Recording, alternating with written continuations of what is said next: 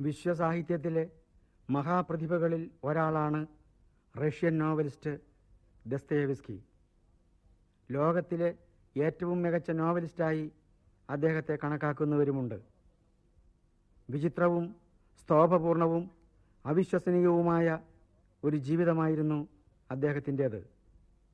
നാനാതരം ദൗർഭാഗ്യങ്ങളിലും സങ്കടങ്ങളിലും സംഘർഷങ്ങളിലും ആന്തരവൈരുദ്ധ്യങ്ങളിലും പെട്ട് വലിഞ്ഞു മുറുകി നിന്ന ഒരു ജീവിതം.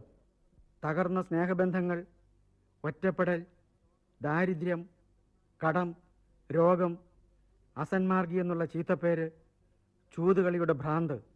ദസ്തയേവ്സ്കിയുടെ ജീവിതം ഒരു ദുരന്ത കഥയായിത്തീരുന്നു.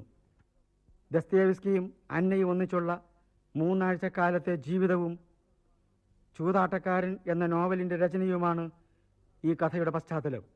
എഴുത്തുകാരൻ അനുഭവിക്കുന്ന ഉൾപ്പോര്